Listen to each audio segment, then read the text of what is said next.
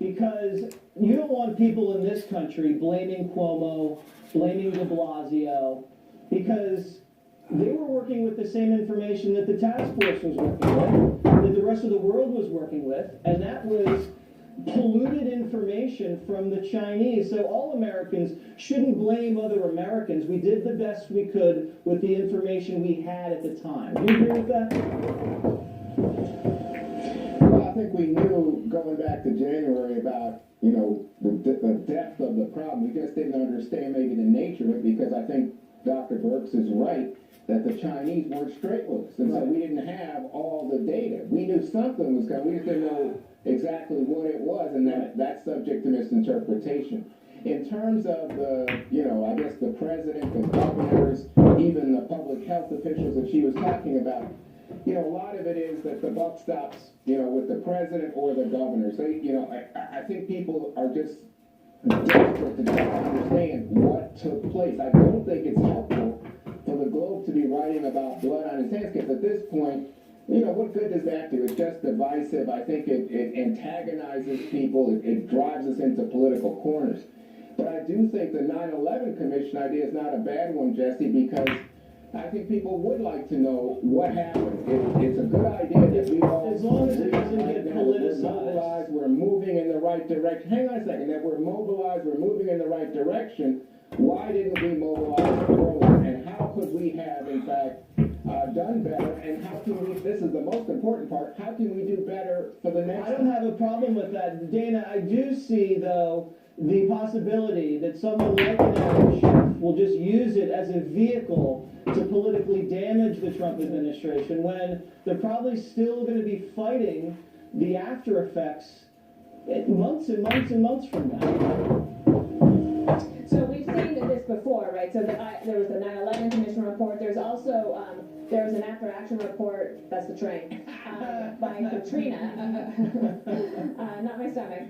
So actually, just so you guys know, like, the town is very excited that we did that segment yesterday, because they've been fighting with New Jersey Transit for a long time about how loud the train is, and now we've got them right now. We got leverage.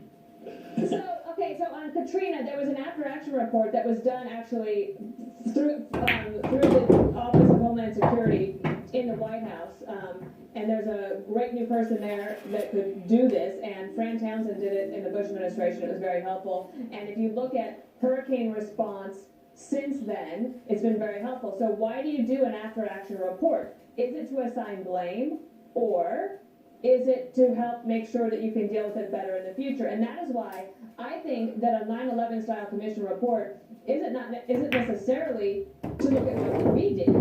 It's for maybe the G20 to get together and to look at what China did. Right. Because if the goal is to prevent something from happening in the future, or that we deal with it better, you've got to deal with it at its source. I agree. Yeah. Look, this can happen other places. But I think that the 9/11 Commission idea is something that the G20 should do, and looking at China, in addition to what we did, fine, I'd love to know. But honestly, I think that we have to band together as allies and focus on that. Yeah, I would agree that you have to audit everybody. The Trump administration, the Obama administration, the WHO, China, the governors, everybody, Dagan. But it doesn't help, as Juan said, for these disgraceful editorials to come out right before the apex hits Manhattan and try to assign blame to a president who's trying to do everything he can to save lives. You have to ask yourself, how are you helping? We're not even at peak deaths from this virus. How are you helping? How are you helping save lives? How are you helping families who are without jobs, who are struggling, who've lost loved ones? How are you helping? Not by writing an editorial, you're not. And you brought up the thing that Morning Joe said, everybody saw this coming in early January. I just want to point one thing out from the New York Times, which has actually done terrific reporting on this. Chinese officials did not acknowledge the risk of human-to-human transmission until January 21st. The first confirmed case in the United States, a man who went to Wuhan to visit family, was January the 20th. By then, about 85% of the infected travelers coming out of China had gone undetected. So it wasn't until late January that China even fessed up about what was going on. So early January, please, you were still probably hungover from New Year's. All right, that Phil, take us home. Well, okay, first of all, January 28th, I've said this before, we were discussing the importance of closing travel to and from China. A few days later, Donald Trump did that, right? He was called a racist by, I believe, Joe Biden. Everybody.